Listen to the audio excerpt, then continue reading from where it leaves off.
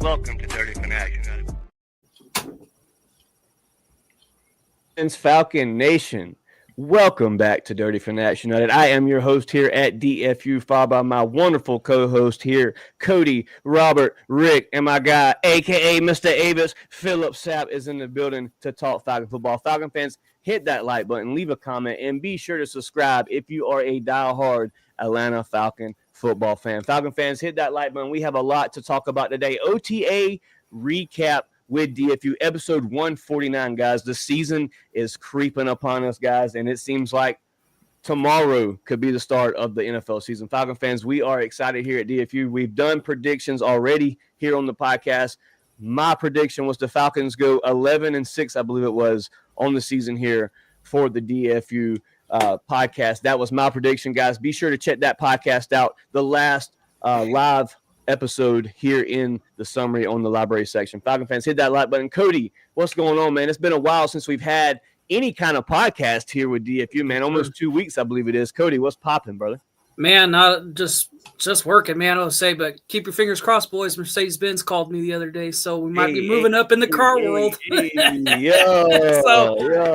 gonna see how that goes. Yeah, absolutely. Cody, congratulations, bro. That's always good news to hear, man. Glad to hear you're evolving and upgrading in the car industry, man. Robert, what's going on, man? Glad to hear Robert back at what he does best. Robert is back at work himself after the tiring surgeries all offseason, man. Shout out to Robert and the fighter that Robert is, man. Robert, what's going on, man? Glad to have you here today on the podcast. It's good to be here. Good to be talking Dirty Bird football with you guys. It's been – this past week was my first week back on my own. Nice. 19 hours of overtime this week, and yes, sir. It wears you down during the week, but boy, when that paycheck comes in, I'm going to be on the Falcons team store. You know, probably snagging me a Jalen Walker, a James Pierce jersey. Absolutely, James Pierce Jr. Man, what a jersey to have. Jalen Walker with the number 11, guys. We got some jerseys to pick through this season, man. And I still don't have a Michael Penix Jr. jersey, so I'm slacking right now. I got to get the MPJ. I got to get the Jalen Walker. I got to have James Pierce Jr. And a name that really has been leaning on me the past, week that I've been out of town working. I've been on the YouTube a lot. And a name that just continues to pop up on my phone that I continue to research, Xavier Watts, guys. Oh, my God, what a steal in Xavier Watts, man. That is a baller himself, and a lot of more that we got in this draft class that is even more deeper. Rick is here to talk Falcon football. Rick, what's going on, man? Not only was Robert down with the surgeries, but my guy Rick going through some gruesome surgeries himself, long extended. Welcome back to DFU, Rick. We're glad to have you back on the channel, man. Rick, what's going on? Thank you, man. Just happy. I think this past week I was back on the mats. I'm a jiu-jitsu black belt, so teaching kids, helping people, doing jiu-jitsu is my thing, and being laid up for a month straight, not being active. I'm an active guy. And so just being out there, feeling the energy again, trying not to do too much. I got a little crazy. And I was like, let's not, it's been good. And, it's a blessing and a curse, but having that sun outside, we're in Georgia. So I was melting, but, looking out at the window at 8:30 and still have some daylight left is good because you got more day to spend, doing things with the kids, the family, and stuff like that. So we're trying to enjoy the outside right now while we can. It is definitely some good weather in Georgia. Today it actually isn't in my hometown. It is raining today, but I did like a DIY splash pad for the kids, man. Y'all guys should check that out. I got like a tarp cut out in a square in a hole in the ground, and it's like a little pool, man. The kids love it. So yeah, that's what we've been doing since I've been home this past weekend, is playing on the splash pad. Man, that's how we got to end the show, with you going down your own little your slip and slide. Sliding down the splash pad.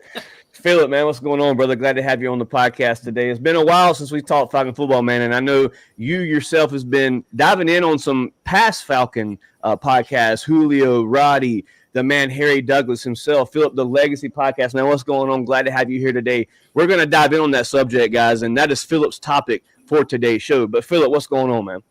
Nothing much.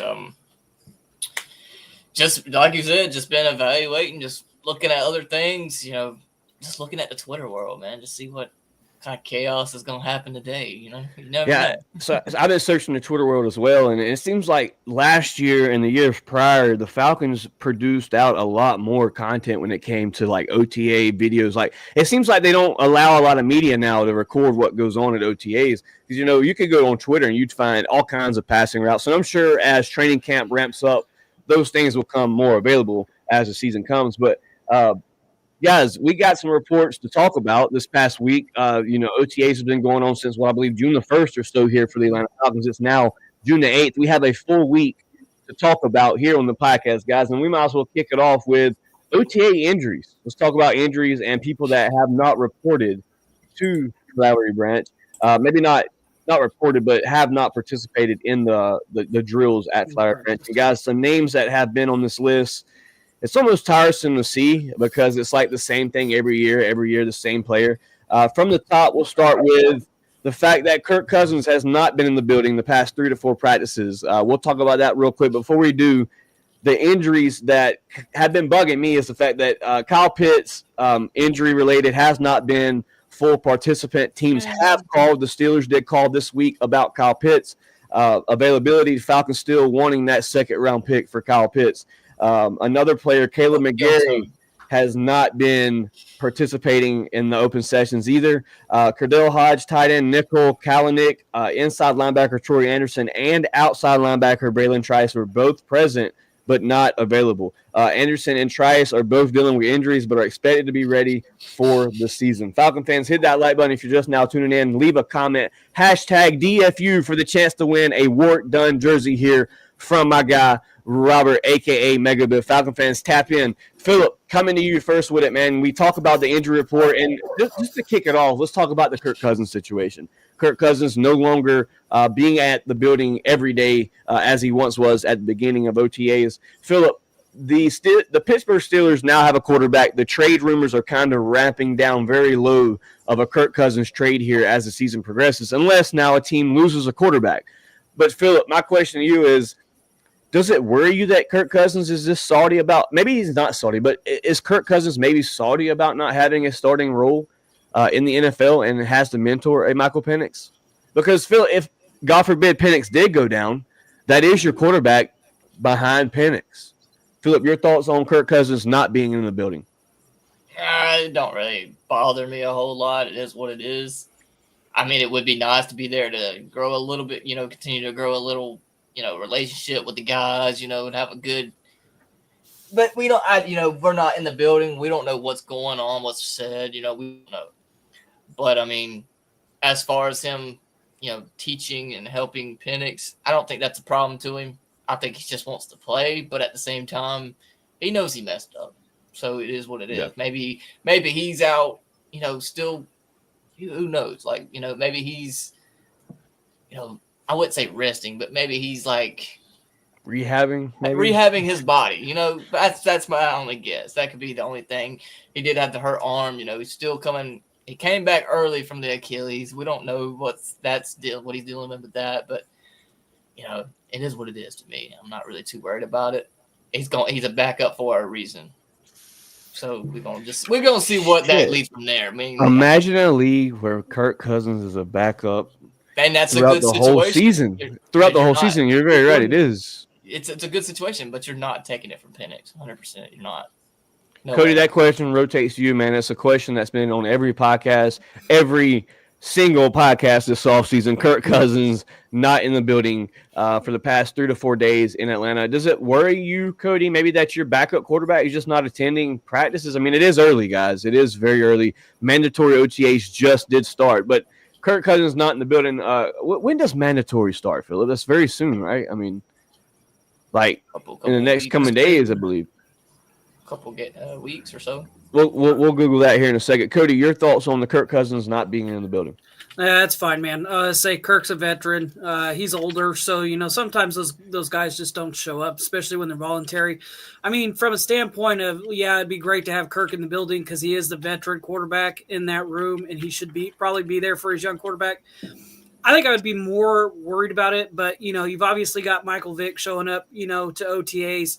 Matt Ryan's already said that he's going to help the kids. So if Kirk doesn't show up for that stuff, who cares? I would say Matt Ryan and Michael Vick are there. Definitely don't mind having those two teaching the kid. I would say, especially if if you've got Matt teaching him the professional side, the quarterback arm side of it and all that stuff, and you've got Michael Vick teaching him, the elusive speed, running, when to take off. Fine. I would say, are you kidding me? If you're telling me that Matt Ryan and Michael Vick are going to turn Penix into the best version of those two quarterbacks together, yeah, I'll sign that. I'm signed up for that all day. But Kirk will be there, when he has to be. He just going to have to be used to riding the bench, man. Let's say, tough shit, Kirk. Sorry that, Pittsburgh, was your one way out. That's not your way out now. So enjoy wearing the red and black on the bench. Mm-hmm. And we'll call on you when we need you. Like you said, okay. Chase, God forbid, or, you'll have a new home week 5, 6, when somebody goes down. So just enjoy the ride, Kirk. Robert, turn the page a little bit, switching to the Atlanta Falcons starting quarterback now. Michael Penix had the opportunity to work with Michael Vick this past week in OTAs. Michael Vick, the previous Atlanta Falcon quarterback, the guy that set numerous records here in Atlanta, other than the man himself, Matty Ice. Michael Vick with nothing but praise for Michael Penix after watching Penix in his live OTA practice, said that Penix was making throws that he believed quarterbacks that win Super Bowls were making. He had nothing but praise for the young guy. Robert, what does this mean for Penix in year 2 now at the full helm of this Atlanta Falcon offense? Now the Falcons have officially signed Ryan Nuzil. You have a starting center. Guys, he does rank very low. I know we're not crazy about PFF listing here, but Ryan Nuzil ranks almost at the worst center in the NFL on that list. Robert, your thoughts on Michael Penix now, year 2, getting the praise from Mike Vick. Is this something that Falcon fans can be excited about heading into I would say, a very crucial season for not only the Atlanta Falcons, but the coaching staff as well?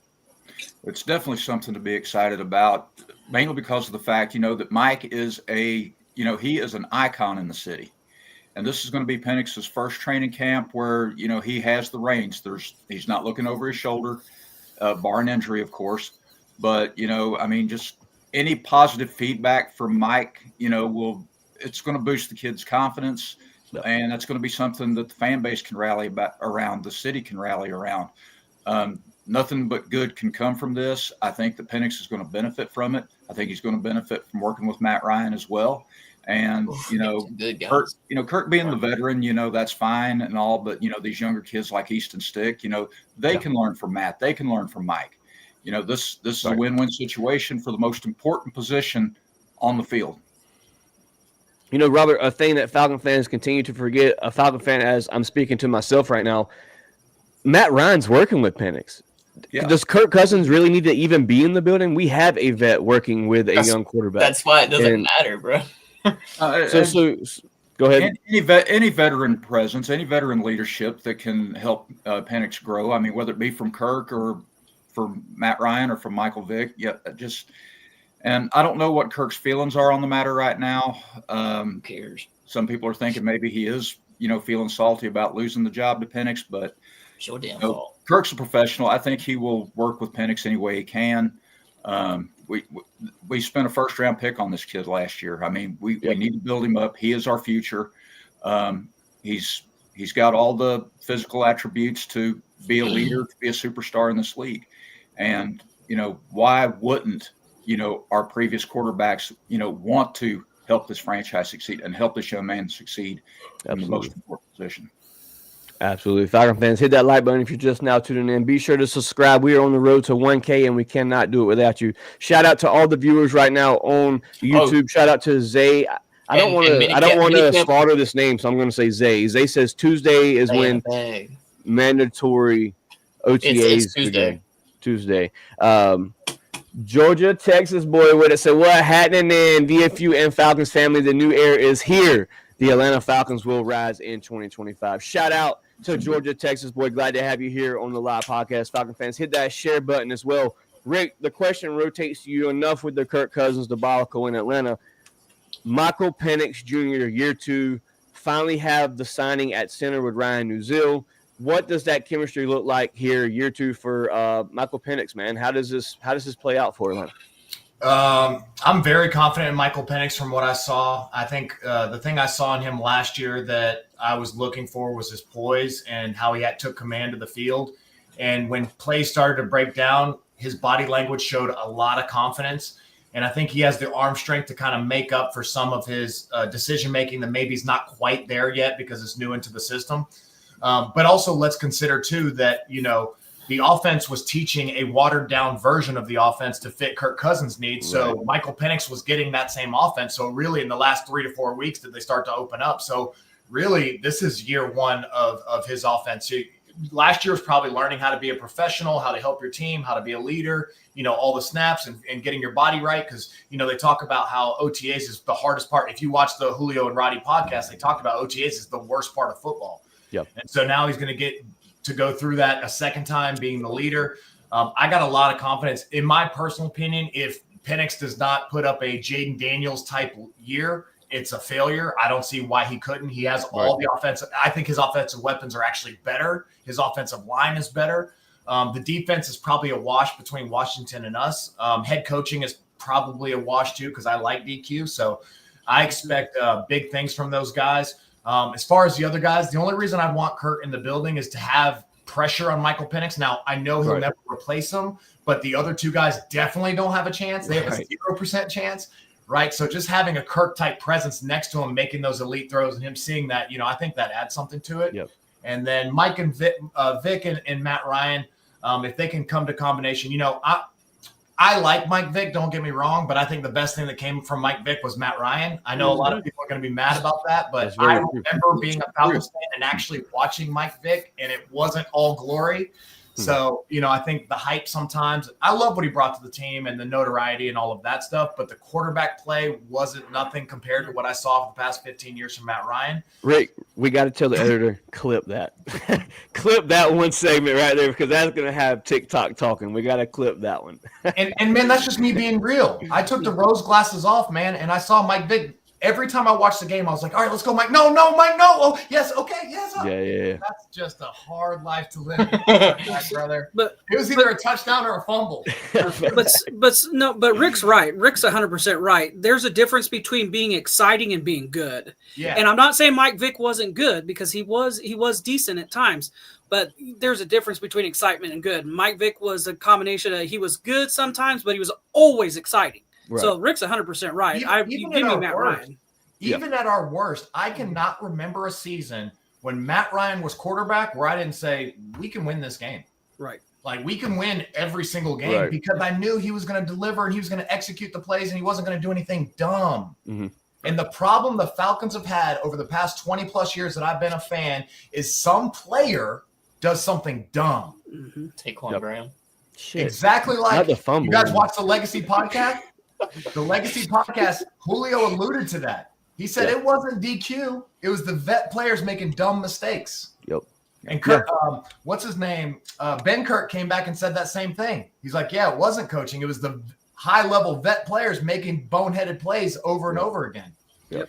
Well, I want to add an example to that, and I know it's a sore subject with all Falcon fans, but Super Bowl 51. Don't say it. Don't say it. No, too late. Well, it's true. Talk about it. We love you, 24. We love you. We hit Julio on that sideline route, Right. and then Jake coaching, got called for the hold. Jake Matthews with the whole like 3 times back to back, was it not? That knocked us out of field goal It range. pushed you out of field goal range. I think then we fumbled. My God. But the thing is, though, that bulls a lot on coaching as well. Yeah. What so are you we should have never. passing it for? Yeah, I seen the thing the other day where it said Kyle Shanahan forced Matt Ryan to throw the ball too much in Super Bowl 51, and the reason behind it was because he wanted to verify that Matt Ryan was the MVP of the league that year. But how he did my boy Roddy is screw him all day. To be fair, seriously take your emotion out of it. go back and watch that game. In the second half of the game, they were shutting down the run. Devontae Freeman wasn't even getting 1 yard. He was getting smacked. Yeah. So then they were like, it's like also the screens were missing after halftime. The screens to Tevin Coleman, the little slot passes.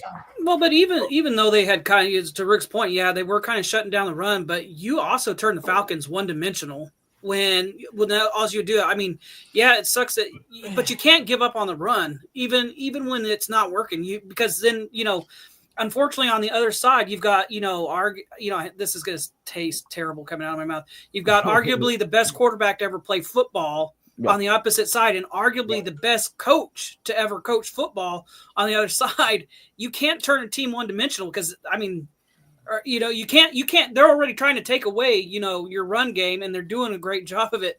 And then you help them out by running the ball. What we ran it 3 times in the whole second half.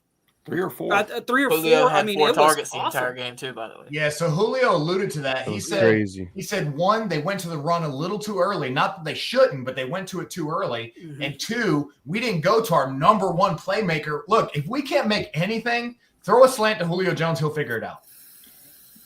And even though they were stopping the run. I mean, the man made the most incredible catch probably I've ever seen. Super I Bowl, mean, that run and throw. pitch, too.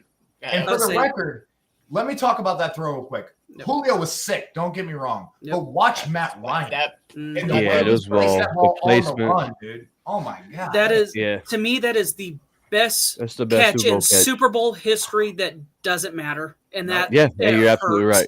It hurts. The best catch of the whole game, and then just to have it stole by the bullshit tapped up interception. Man, what a game. What a game. But turning the page, man, back to 2025, when the Atlanta Falcons corrected all this season. Back on the Michael Vick situation, I'll give you guys word for word what Mike had to say about the young quarterback in Penix. He said, I'm excited for Mike. I think this is going to be an amazing season for him. Vick said, just watching him practice, it looks like everything is slowed down. He made good reads, and he also moved very well in the pocket. Falcon fans, a guy that knows how to move around in the pocket. Mike Vick speaks on Penix year 2, moving in the pocket. I have to agree with what Rick, Robert, pretty much what the whole panel here has said. Michael Penix in year 2, man, I think it's going to be electrifying. I think Drake London started to catch on very well with Michael Penix there towards the end. You looked at the fadeaway in the end zone against the Panthers, and then they go right back to it after it was deflated. They go right back to it to secure what they were originally going for. Like, the Atlanta Falcons, I think, officially have the quarterback they've been searching since the departure of Matt Ryan. And a lot of Falcon fans would even disagree still now to this day. Some Falcon fans say, well, look at the stats. Look at how many interceptions he's thrown in those 4 games. Let's talk about it. One was a deflected ball off of Kyle Pitts. One was a missed. The one that what you could say was his own fault was the route that was ran wrong. Raheem Morris announced that after the game that was a misread route. That was Cardale Hodge. Cardale Hodge ran the wrong route on that one. And then another one was a deflated ball, deflected ball off of Darnell Mooney's hands on a deep pass. So Michael Penix, to me, played very exceptionally well, and I'm on the same page as Rick. I expect a Jaden Daniels performance this season from Michael Penix Jr. Turning the page a little bit, speaking on the rookie that has exceedingly lofty expectations, has very well passed that roof. We're talking about Jalen Walker, the guy that slipped to the Atlanta Falcons. Just an article here. I'm going to read through it real quick. It says, along with veterans signing Leonard Floyd and James Pierce Jr., there is reason to believe the Falcons are going to make meaningful improvements rushing the passer. It has been the biggest area of defensive concern for the team over the last half decade. It is hard to accurately judge the team's secondary when the quarterback is able to drop back and simply wait for someone to come open. Walker is the biggest piece in solving the problem, and this far is above expectations. Head coach Raheem Morris building up the rookie speaks to what the organization believes is an incredibly high ceiling. The one remaining concern is whether or not Walker's frame is going to hold up the pass rush. Lining up on the defensive line consistently, this is what appears to have caused the defender's surprise drop in the first place. So a lot of people were saying that Jalen Walker's build was not built to be the edge in the NFL. He was too short to play that position. I believe Jalen Walker stands at like 5'9", 5'10". But we've seen what he did with the Dogs, dropping in coverage, sacking, rushing the passer, shutting the run game down. Philip, real quick, going to you. We talk about how versatile Caden Ellis is for this defense. just what is the Atlanta Falcons getting in Jalen Walker? You get a dog, like no. He's pun 6'1", intended. 245 for the record. 6'1". 6'1". Okay. Let's not make him too short. Okay. Like no pun intended. Like you got yourself a dog. I mean, we're seeing what he's doing in just OTAs and just looking at clips of him. Like, have you ever? We played football, long time ago. But them practice dummies are not they're not the lightest thing in the world. He's taking this. Oh, he's slinging those things, like bro. Yeah. And that's literally the weight of a grown ass man, and he's picking it and throwing it. Yep. Hey, you're getting yourself a dog. Like no. You see the mini clips that the Falcons have released as OTAs. You see Jalen Walker hyping up Rook Ohurohu before he goes to the 1v1 with the dummy as you're speaking on, and Jalen's just in his ear, man. And this is early OTAs. Jalen Walker's down there hyping them all up. The rookie, your first round pick, Love it. becoming the leader that you want to see. You grad him at 15 for a reason. Jalen Walker proving that early in OTAs. Rick, your thoughts on the draft selection of Jalen Walker, him sliding past the Carolina Panthers, and the Falcons just somehow stealing Jalen Walker off the draft board? Thank God. Thank the Lord. I would have been okay with it. It was a complete shock to me that I mean, we talked about on this podcast, take Jalen Walker off our list, and we're not even, he's going to get picked. But this happens every single year. People get overlooked and oversized and they overanalyze. And then you just got a ball player, man. And the one thing I heard on, I think the Falcons re-released it on their On the Rise, is they talked about something that I've heard from most elite players. And I'm not comparing them to these players because these are the best of the best of the best. But I heard it about LeBron James recently on TikTok. I heard it about Kobe his whole career. I heard it about Michael Jordan his whole career. And you also heard about Matt Ryan. They're in there first and they're last to leave. And they said Jalen Walker's been on a 5 a.m. get up and start working since he was in high school, and they have to force him to leave because he's in there too late. And that just tells me that he is an elite competitor and he wants to be the best of the best. And I think the rest will fall in place if you have the work ethic and the discipline. So I'm super excited. He's a professional, poised kid. I like the way he talks. I like his energy. And I think he's going to, be an all-time Falcon great. I really do believe that. Yeah, Jalen Walker, man, the hype is there and the hype is real. I mean, Falcon fans, obviously, number 11 is being condoned to a first-round pick, so this guy is going to be special in Atlanta, just as Bijan Robinson with number 7. It seems like the Falcons try to keep that trend with these high-profile players. Drake London establishing number 5 in Atlanta already as it is, and ready to see what Darnell Mooney does with number 1 in Atlanta, because Mooney, man, really had a great season last year. If he doesn't get injured those last few games, you have 2 receivers at 1K, even with the quarterback controversy in Atlanta last year. So Falcon fans, man, it's ramping up, and I'm excited to see what Jalen Walker brings to this team. Cody, Robert, you guys, and as soon as Cody gets done, Robert, you pick it up. Your guys' thoughts on Jalen Walker now. You hear it from the media. You hear it from Raheem Morris. Steady praise from the guy you selected at 15 that should have been gone by number 8. Cody, your thoughts? Yeah, no, this is the word that I keep hearing being associated with Jalen Walker, and the word is alpha. He's an alpha, not only in, on and off the field. He's a leader, man. I keep hearing these interviews, and that's, like I say, that is what constantly is said about him, is that he's a true alpha in and out of the locker room. So, man, you were getting like to Rick's point. Yeah, I took him off my board before we even started talking about drafts, because I was like, there's no way Jalen Walker falls to us at 15. And then that night at Mercedes-Benz, man, when Carolina passed on him, you and I turned to each other, Chase, and we were like, maybe. No way. I was like, dude, if we right. don't take Jalen Walker right here, dude, I may flip my shit. And the Falcons announced Jalen Walker. I'm like, I'm over here dancing with some other fan. I didn't even know. It took me a good 5 minutes to catch up with you, boy. Yeah, he's going to be something special, to Philip's point, watching some of the videos, him just absolutely ragdolling those tackling dummies, and, the energy, that he brings, hyping up Rook and doing all those things. That's a guy that you want. Like, as much as it's, God, man, I would have loved to have had Grady Jarrett here too with him. But if you're going to lose a Grady Jarrett and you can replace him with a Jalen Walker type player in the character and the just who he is, I mean, I think we're going to be okay. And I'm not a Bulldogs fan, so I don't really know the inner workings of that team. But it sounded to me like Jalen Walker was the leader of the Georgia Bulldogs. Yes, absolutely. So that's a great On that person to defense, have in the building. 100% was. along with Michael Penix, who was the captain, along with Trice, who was the captain. Yep. So It's I'm excited. it's for gonna be fun sure. in Atlanta, Oh, yeah. man. With Jesse Bates and AJ Terrell. Sheesh. Yes, sir. Robert, your thoughts? Jalen Walker, man. The Falcons Xavier stole him Woods. off the draft board. Your thoughts? Well, I'm in the same boat with you guys. And, I talked about, if Jalen was available, we have to have someone like him. But I was with you guys. I didn't think he would be there. Mhm. I had my heart set on James Pierce with that 15th pick. Robert had James Pierce from the beginning, guys. He knows him, though. Do you remember the top 5? Like, we did a top 5, me, Cody, and Robert, months back. And the first guy Robert throws out, James Pierce Jr., which was the Falcons' overall selection, even at 15. But Jalen Walker was just so happened to be there. Robert. And it was a genius move by Terry to move back up into the first round to grab Pierce. I mean, that right there proves that That's a miracle, too. Building this defense.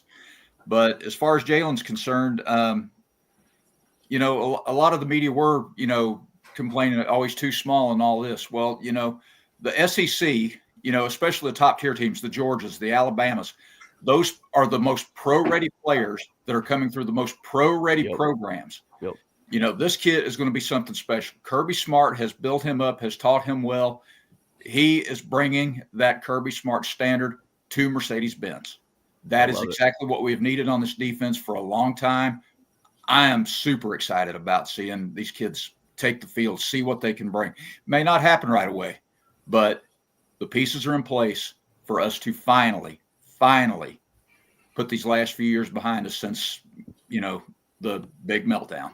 Yeah, and John Abraham really put the pieces down, man. He said it the best. He said, John Abraham said, if James Pierce and Jalen Walker both walk away with 6 sacks, they had a great rookie season. Yes. So Falcon fans, keep your head level. Let's not expect 12 to 13 sacks out of Jalen Walker and James Pierce. Now, if these guys somehow do that, I mean, what an amazing, phenomenal player you grab. But speaking on James Pierce Jr., Robert, we're going to turn the page to him as well. Early on in OTAs, there was a report that came out, reading this straight from the Atlanta Falcons official page. It says, Falcons held their first periods of 11-on-11 work during OTA practice. Rookie edge rusher James Pierce was not among participants that raised a few questions about the status of the team's first-round pick, maybe even a touch of concern. Falcons head coach Raheem Morris squashed any concerns Monday when he made it clear that was intentional for Pierce's progression. He says, we had him on the side ramping him up as we call when we get him in here, Morris said. We want to give everybody to a certain spot. We want them to be before we get them out there in practice. We don't like to throw people into drills. Says, like, for example, when a guy has a miss or something in that area, we may ramp him back into the make sure we're not missing any steps. Morris also clarified that Pierce was involved in 11-on-11 work during practices not open to the media last week, which was really good for him. Still, as far as open practice have gone, Pierce has not missed a single one since he has came to the Atlanta Falcons, the number 26 overall draft pick. That includes last month's rookie minicamp and last week's full participants. It also says, let me find out where to go. Appeared to be 2 team periods. Both times Pierce worked with the second team defense. At one point during the first session, he lined up on the outside with fellow edge rusher and first round selection Jalen Walker. Defensive lineman Kentavia Street and Simone Barrow Jr. were in between them, and during the second session, he was seen opposite outside linebacker D'Angelo Malone with Barrow and defensive lineman Lakel London also up front. Falcon fans, a lot of Falcons forget that you also have Leonard Floyd, a guy that James Pierce mirrored in the draft combine. So has been around. You may see He's starting. You're gonna see James Pierce play a second round role. That's what he was brought to Atlanta to be, a rotational guy until he takes that next step. We'll pass that around the table here. Philip, James Pierce maybe playing that second round spot here in Atlanta. How do you feel about it? Good. That shows that we got players that's like, Leonard Floyd. Like, that's good rotations. All these players aren't going to run every single snap. So that's good. We got players that's going to come in and still make these plays, even without your ones and stuff like that. Right. Doesn't matter. You got ones playing that second role, which is, in my opinion, is like that's elite. We haven't had something like this in years. I don't think ever really. Besides, if you want to say the 2016, but they didn't really the playoffs. Right. So I know. So you know what I'm saying? Like, this is elite for once. We have a coach and GM that's working together that's got these players ready. And Yep. I'm glad. Like So, it looks just good. like Georgia Texas boy says here, I think we finally have the pieces we have needed to get us over the hump to join elite competition in the NFL. Rick, your thoughts? James Pierce Jr. having that backup role, having a Leonard Floyd to learn from here. Such a young guy, James Pierce is. There was the what they said. I don't even know the word they labeled it as, but like his off-field manner, like how he would be off the field. I think having Pierce in that second selection spot that gives him the time to grow into the off-field, and not only off-field, but the speed of the NFL as well. Rick, your thoughts on James Pierce Jr. Taking second-round snaps in OTAs? So I would say first, as we all know, we've known over the years, there is a Falcons filter, whether they got rid of that or not. I don't think they would take JPJ if they weren't actually, concerned about some of that stuff. I don't care what anybody says. Yeah. I've met Arthur Blank multiple times. Somebody used to work for him. I talked to him. Like, they do not take players like that, period. Right. Also, if he did have some of those concerns, I think he came into one of the best buildings humanly possible. That we always hear about how professional the Falcons are, and I think we have a lot of captains on our team to kind of corral him. And I think Jalen Walker is actually a perfect. Think about the players that Jalen Walker worked with. He had some guys in the middle that play for the Eagles right now that kind of popped off a little bit, and he had to kind of control and Yep. So I think it's a great opportunity. And I think one of the parts that people forget about edge players that is the number one priority is stopping the run. And so JPJ may not be ready for that role just yet. Maybe it's an Ebiketie, maybe it's a Leonard Floyd. Maybe he needs to learn that part of the game. And again, I don't know what he's kind of going through, but they want to stop the run first and then on third down kind of release some of those. So maybe they're figuring out who's the best combination on first and second down. Release JPJ on one side and then Jalen Walker on the other side, or maybe Leonard and JPJ are opposite. So I think it's early working through combinations to see what groupings of people work with who, and then also kind of building synergy for that. The second team, people forget, like the second team is building synergy together as well. Right. They are going to be the future Falcons. So can we start working on that in OTAs and not just always having the ones work together, have Michael Penix come out there, right, and be like, oh, I haven't even thrown a ball to Drake London yet. Right. So I think they're kind of working through some of that stuff. So I'm excited for it. I know he has the energy. He has the size. I didn't know a lot about him at first. He's in the SEC. I'm a Miami Hurricanes fan, so I watched a lot of ACC football. But when I saw his size, I was like, and I saw his film, I'm excited about him. So they're probably just working on some technique stuff and some things that they need him to do to take it to the ones. Robert? I agree with Rick. I think that it's, probably just, like to see the best combination. And to the point, we did lose Grady. And, maybe Pierce, isn't ready, to step into that role yet to stop the run. But I think he's got the talent. I mean, he doesn't have Grady's, bulk. He doesn't have the size. But, the kid's got a high motor. And, learning these techniques, I mean, it'll just benefit him all the way around. I think that's probably what we're seeing here. Of course, if that's their thought process of where they're going to put Pierce, Grady's got – those are big shoes to fill. We're talking about a franchise icon here. And, he's a young kid, and, to touch on the subject, they said that he might have had some character issues coming out of Tennessee. That's right. The coaching staff, the veterans, and, the leaders, especially with Jalen, he's coming into this class as well. Just teach the kid to be professional, teach him to be teach him, what to do in the right situations, even if the situation isn't something he's used to. This is good coaching on the part of Raheem and Jeff Ulbert. Yep. Cody? Yeah, no, it's OTAs, guys. I would say they're just fine-tuning him to get him ready for, mandatories and then, training camp and all that stuff. I would say it's no big deal. And it's good to have one-on-one time with your coaches anyways, especially as a rookie, man. That way you get the attention that you need. So I don't look at it as, anything to be concerned about. It's, hey, they're just getting a guy ready to play football and get him to be the best athlete that he can be. So I'm definitely excited for it because could you imagine being the opposite team and you've got Leonard Floyd over there and he's kicking your ass all day and he leaves the sideline. Bringing a fresh James Pierce. Exactly. That mirrors, that mirrors him and you're going, oh, good. He's going to the sidelines and then James Pierce comes out and you're like, shit, it's the same guy, just in a different body, and he's going to whoop my ass now too. Yep. You know, so that's the good things about that.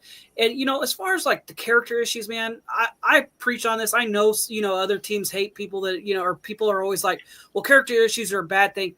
Man, sometimes you need those guys in the locker room. Sometimes we've been missing. That's exactly it. The Ndamukong Suhs of the world is like, you hate William Moore was the tone setter of Atlanta's defense. Exactly. And so that's my thing is like other teams hate him, but you as a Falcon fan will eventually love it. Now they've got to keep it steered in the right direction and stuff like that. And I think this, you know, to Rick's point, as long as you don't have like a Tack McKinley right character issues, we may be just fine. Or when Sue went too far. Yeah, stomping on people. So like I say, you know, I don't care if he wants to be mean and ugly and aggressive. That's what I want out of my pass rusher. Yeah. You know, I want, you know, that and Ndamukong Suh, you know, attitude. It was the same thing. You know, especially like, you know, I'll throw this back to a Tom Brady story as much as I hate this one. You know, that Tom Brady said about Ndamukong Suh. This is the kind of, you know, Brady always talked about being a quarterback, playing the game, you know, trying to play it like chess. You know, he would be talking to these guys, trying to be friendly, trying to make it to where, hey, you know, if this guy comes across, if I'm friendly enough, maybe I can keep him from absolutely blowing my shit up. You know, and he talked that, you know, he would do that to all these defensive players. He said there was only one guy that he tried that with. And basically he did it with the Ndamukong Suh, and Ndamukong Suh looked at him and said, I ain't your fucking friend. Shut the fuck up. And that was it. And Tom Brady never talked to him again. And that's the kind of attitude that you kind of need sometimes from these defensive players. Yeah. So no, I agree with Rick. I don't want him stomping on anybody's hand or, you know, kicking him in the helmet. Like, I don't need that, but that attitude of like, I'm not your friend. I'm not your buddy. How about a Myles Garrett helmet to the no, we don't need we don't need any of that, but unless it's Rattler, we might let that slide. Yeah, let's say, but go for it, you know. Guys, think about this. When I watch other teams that have a player like that, and I see Roquan Smith coming up on the line, Jamal Adams, Myles Garrett, I'm like, oh shit, somebody better play. Who have the Falcons had on the defensive line where you're like, hey, we got to make sure he doesn't bust. You're just kind of like, all right, let's just contain these 7 guys and we'll be good. You don't have that guy where we're like, he's coming. Oh my God, he's coming, right? Right. Not since John Abraham. That's right. And that was it. And, you know, even Vic Beasley didn't spark much fear, and he led the league in sacks in 2016. Right. Speaking of sacks was because I think Ellis is starting to develop that a little bit. Yes, he is. I think when Ellis creeps up, they're getting concerned. Yep. Speaking of attitudes and characteristics of the Atlanta Falcons and just having the grit, the Atlanta Falcons actually had some heated arguments in Flowery Branch. It says here, Fighting Falcons was started as a normal inside run to the left side of the Falcons offensive line, turned into a large gathering of most of 22 players involved in the snap. It briefly broke free, but then resumed with gasoline poured onto the fire. Shoved strengthened, voices roses, and language darkened. A row of Falcon players watching from behind the play blocked a clear view of what and who started the scrum, with the second effort lasting around 5 seconds before it was broken up. Defensive tackle David Onamata was the defender nearest the Falcons' offensive player by the end of the scrum. It's unclear the role of extended Onamata's played. Left guard Matthew Bergeron had to be pulled away and held back by teammates. Morris called a team huddle, and Bergeron, who said he was fine, took a knee behind the group. Morris requested Bergeron join him in the huddle, and Bergeron obliged. With players standing in a circle around him, Morris addressed his team for over 1 minute before the Falcons resumed practice. Bergeron stood off to the side for several plays while chatting with general manager Terry Fontenot. Bergeron eventually returned to the Falcons' offensive line, and the final 35 minutes of the session went without incident. Falcon fans, it's heating up in Flowery Branch, man. We got players competing early in OTAs. Pads haven't even came on yet, Falcon fans, and we are fighting in Flowery Branch. Philip, your thoughts on the Fighting Falcons in Flowery Branch? The language darkened. We all know it. This is Atlanta. We're in Flowery Branch. We know from training or like going to training camp. It is hot as hell. It is hot. Temperature's rising. We're battling. We're getting pissed. We're fighting fans. We're so uncomfortable. We're fighting by the minute, man. That's just how it is. Fact. You know, I don't think it's anything personal. It's just, you know, things just getting heated up, bro, and you're in the moment, so it just happens. You know. But, you know, that just shows that they're competing. They want it. I love to see that. It ain't some stupid nonsense on why we're fighting or just, a full out brawl between the whole team. That's not what you want to see. But, competing like this, I don't see nothing wrong with it. I kind of like it.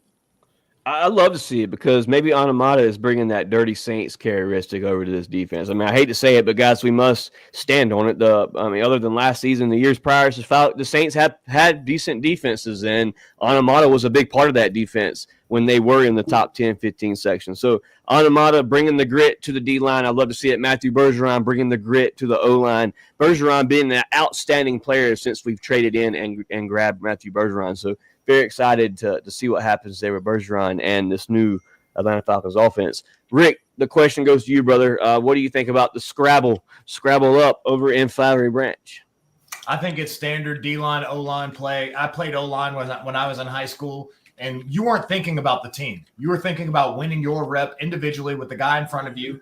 I think it's a young guy who's got a lot of energy, a lot of strength, a high-level player from the, if you see the photo that I sent in the group, the top two guards in the league going against a vet who's also fighting for his life. He almost got cut, right? So I think it boiled down to those two dogs just meeting in the middle and the frustration of OTAs. Bergeron probably went off to the side. Terry's probably like, I like that shit, but that's a vet. So let's keep it respectful, but keep that same energy. Let's save that for Sunday.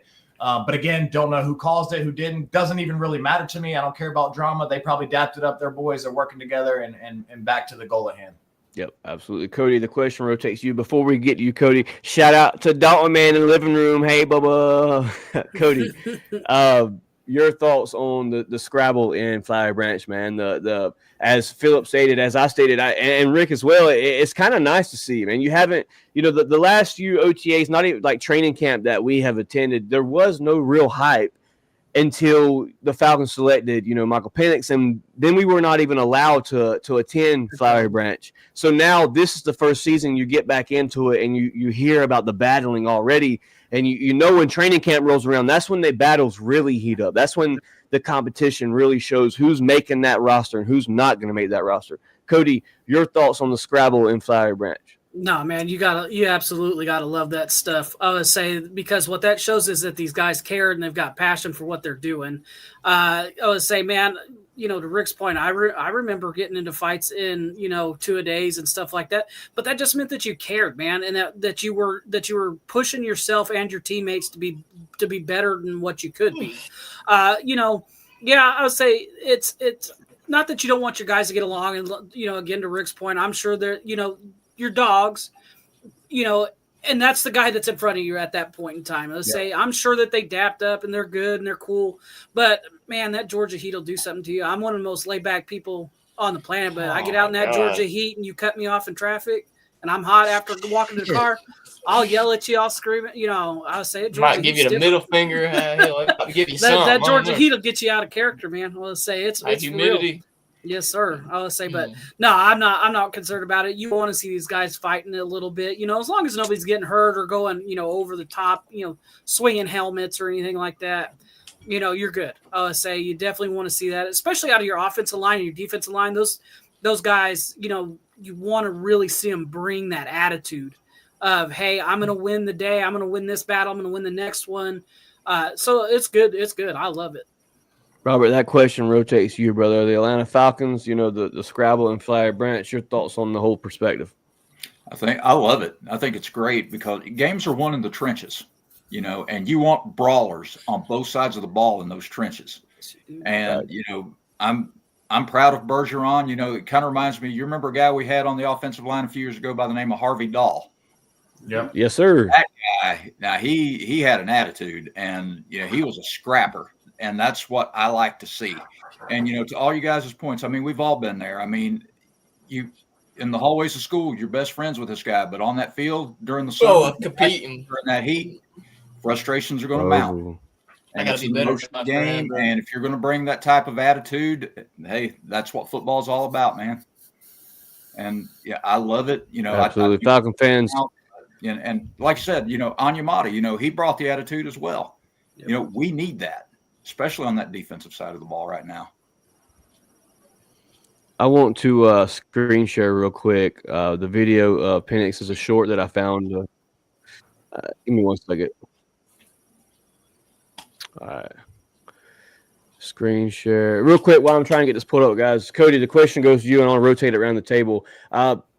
Now that training camp or OTAs is kicked off, training camp's coming up. We talked about position battles. We talked about players that we're ready to see. But what position battle? Because the Falcons actually do have a pretty good bit of position battles this OTAs and training camp coming up. What position battle are you most excited about first, and why? Oh, man. I would say I'm looking forward to James Pierce Jr. and Floyd. I would say because I think if James Pierce Jr. can get on the ball and he can get that stuff fixed, he very well may fight for that number 1 spot. I would say I could see it happening. I was saying the reason I'm looking forward to that is because can you imagine Jalen Walker on one side and James Pierce Jr. on the other, or them lined up next to each other, or some kind of combination of that? I would say I'm always interested in line play, especially defensive line, offensive line, when it comes to those things, because I really think that Floyd will push Pierce Jr. And I want to see what he can do. I want to see him out there with the ones. I really want to see what he can do with the full team. Robert, that question rotates to you, brother. What position battle are you most excited about now that training or OTAs are ramping up? You had the fights on the field. Who are you looking forward to watching training camp battles? Who do you got for me? Probably on the D line. I mean, you've got Onyemata, and then we brought in Morgan Fox as well.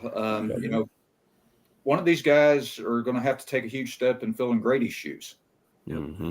And I'm excited to see which one's going to do the better job at stopping the run, and also the linebacker. We're still not sure about Troy Anderson's health. Yeah. We signed Diablo from the Raiders. I think he's going to be a huge contributor.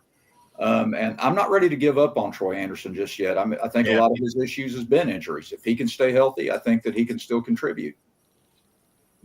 Yep. Rick, that question goes to you, dog. Who you got for me? I got 2 I was looking at. One, a guy we've completely forgotten about, and I think everybody's forgotten about, is Jordan Fuller and Xavier Watts. Fuller obviously is the vet. Xavier Watts is the young guy coming in. And then D. Alford, who's been, we don't know really if we want him or don't want him, and Billy Bowman. And so I think those 2 groups are going to be pretty critical. I think the one thing, it's the same thing I was thinking about with the D-line with JPJ, is they don't want too many rookies on the team. If you think about it, guys, we have a lot of second-year players, coaches, everybody's a second year. So I think that's why Leonard Floyd has over JPJ, and some of these other guys are going to have a nice mix and slowly introduce, all right, let's have 1 rookie and 1 vet, 1 rookie and 1 vet. That way at every level we have a little bit of pop and a little bit of father figure, right, being out there. And so I want to see that secondary, because I think near the end of the season, the secondary became a real liability, especially if they brought Kevin King back. I liked what Kevin King did a little bit last year. So I want to see kind of like what those mix of the new safeties coming in and what we do at nickelback. I think that'll be pretty big. Philip, you got a position battle you're excited to see training camp coming up. Who you got for me, though? D. Alford and Billy Bowman. Yep. That is a very good one. To me, this really isn't a position battle, but to me, I want to see where this guy lands, being such a late draft pick, being so big in size, and having some kind of concerns about McGarry throughout the season of his longevity. What could Jack Nelson be for the Atlanta Falcons? What kind of tackle did the Falcons grab in the later rounds? Jack Nelson's a guy that I'll be watching. Nick Nash, a question here from your daddy, Philip's daddy in the chat, says, how do we feel about Nick Nash? Nick Nash, I'm excited to see what he does as well as Casey Washington, as my guy Rick James here posted. Casey Washington is a big piece that I'm excited to watch, because you bring in the Nick Nash, you drafted the Casey Washington the year prior. He takes the back concussion towards the end of the season against the Denver Broncos. You don't see him again the rest of the season. Now, Philip, you said reports out of Flowery Branch he's had a little bit of reps with the ones. What could Casey Washington be slot-wise? I mean, I don't know. Rick, your thoughts on Nick Nash and Casey Washington? This is going to be a battle right here. And the same thing with Ray. How are these players coming in? When did they use Kadero Hodge? When did they use Ray? Ray made some huge huge plays last year. I mean, some of those third down catches he made were unbelievable. We saw what Kadero Hodge did with Michael Penix with those couple of plays. Nick Nash looks like an explosive player. Casey Washington is a big-time player. So I just think we just got to find the right mix and the right downs and the right plays and right scenarios for each one of those. But I think it's the first time in a while since we had Julio and Ridley, where we had a little bit of depth where we could say, hey, man, we can plug and play any of these guys and mix it up. Right. Oh, shit, Ray's over there. Maybe hit a little screen, and then Casey on the other side, and also prepare, God forbid, Drake gets nicked up a little bit. He's been getting hit and kind of sits out a couple plays, and can some of these players fill in? Can we keep the offensive rolling? So that's a great point, because you look at the Tampa Bay game in Atlanta, the night game, where Drake London takes a kind of a bad hit and Cordell Hodge steps in for one play and wins the game. And the question is, think about this. Drake London would not have made that play. He would have got tackled. Right. Absolutely. Not that he's not an elite player, but that's not his style. Right. He's the go up and get it type of guy, and Cordell Hodge, the speedster, the special teams guy. Cordell has been saved on this roster for the last 4 years because of special teams. Yep. And then he comes in and wins you games, and then has the nice kick return. Like, there was 3 to 4 games where Cordell Hodge's plays mattered. How many block? Didn't he have like 2 block punts or 2 block kicks or something? Yeah. Wild. Yeah, like Cordell Hodge mattered this season. So it's exciting to see what Nick Nash, Cordell Hodge, and Casey Washington could, officially be here in Atlanta. And the sad part is one of those players may get cut or be a practice squad. So there's going to be a lot of content to come, man. There's going to be a lot to talk about. Real quick, I want to give a screen share of the best duo in the league here. Chris Lindstrom, Matthew Bergeron, duo guard rankings, number 1 out of the PFF grade. Behind them comes the Bears, the Titans, the Jets. I think that's the Browns or the Dolphins. I can't really tell. And then the Panthers at the bottom. But the Falcons with Chris Lindstrom and Matthew Bergeron, guys. Y'all, let's go around the table real quick about what Chris Lindstrom and Matthew Bergeron bring to this team. Now, year 3 for Matthew Bergeron, year 5 for Chris Lindstrom, I believe it is. I may have slaughtered that. But, guys, what do these players bring to Atlanta? Grit. Consistency. Yep. Reliability. If you don't talk about them, it means Trust. something good is happening. Trust. Yep. You put a young center in there who's the worst PFF ranking center between 2 leaders, 2 guys you can rely on, and that sounds a little bit like stability to me. Absolutely. While we're talking about it, I'm hoping Nash – we haven't had a slot receiver that can take screens. It's really quick across since my guy back here, Turbo Taylor. Yes, sir. So if we can get some kind of play like that out of him, a couple little plays a game, maybe 3-4 receptions or something, maybe even 2, I think that'll be good. Yep. Absolutely. Guys, we have rounded up on our 1 hour mark here for the podcast. We've reached 57 minutes live. DFU episode 149 is officially in the books. Real quick, let's give our shout outs for today's show. I want to give a shout out to everybody that commented, turned in, viewed, liked, subscribed. If you're new to the channel, man, we appreciate you guys. This podcast does not happen without you guys. So once again, thanks to all that, gives any kind of acknowledgement to DFU. We appreciate y'all. Rick, starting with you, shout outs for today. My shout out today is going to go to the calendar because I was looking at it today. We're exactly 60 days away from the first preseason game and 90 days away from the first real game. For me, this is the worst part of every season. I got nothing to watch, nothing to look at. I don't care that much about basketball. The Braves are horrendous. Yeah, and so I'm just like, when can football get here? So Rick, when we're in this part of the season, what I like to do is I watch the MMA fights. That's what I like to do. I'm a big MMA. Hey, shout out to Marab, man. The guy's a machine. I was pulling for sugar, but shout out to Marab. Hey, he got the job done, right? Yeah. So shout out to those guys and also all the content creators. Bro Talk that we had on here, Kurt, Harry Douglas, all these guys that keep feeding us things to talk about, man. Shout out those guys because they really keep the Falcons alive on Twitter and on these other platforms. So appreciate those guys. Absolutely. Robert, shout out having you here today, brother. Glad to have you on the podcast. Give me a shout out for today.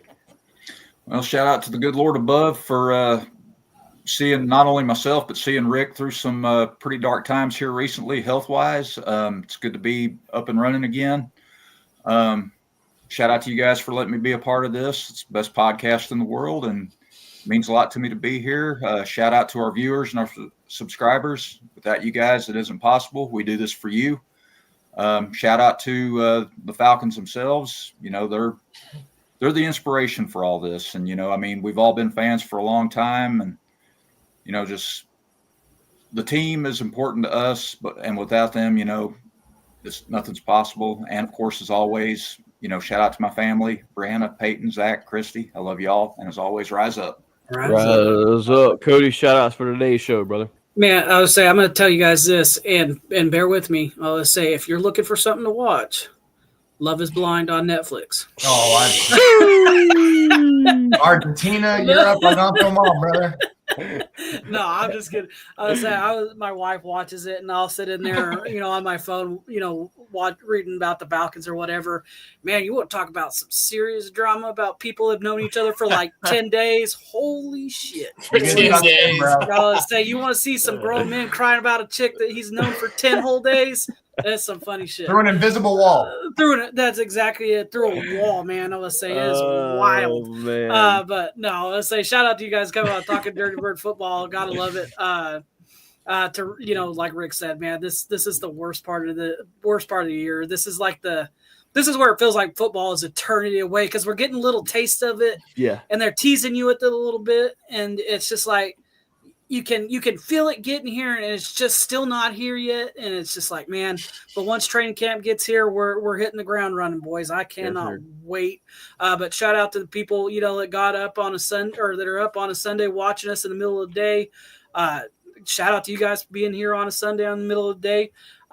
Man, I say football can't get here fast enough. But so shout out to y'all. Shout out to the viewers. Shout out to the Falcons, because without the football team, we have nothing to talk about, boys. We would be talking about dudes crying about chicks, you know, through a wall.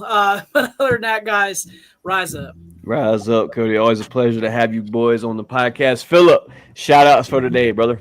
Shout out to the Lord himself, man. This is a day that he has made, man. We sitting here with breath in our lungs. I'm feeling blessed, man. Like, we all sitting here just talking about what we love, have the opportunity to do it. Shout out to the teams. I can't wait. Like I said, football can't get here fast enough. But as always, you know, I like to do something, and that's be patient. Be patient, as my dog Philip said. Hey, that's a new slogan, Philip. That's the slogan for the year, man. Hashtag be patient. That's what we're gonna put on the back of the t-shirt. Falcon fans, hit that like button, leave a comment, subscribe. Glad to have everybody here today, man. My awesome panel of co-hosts, man. Appreciate you guys coming through for your boy. Shout out to everybody in the comment section. Georgia, Texas boy.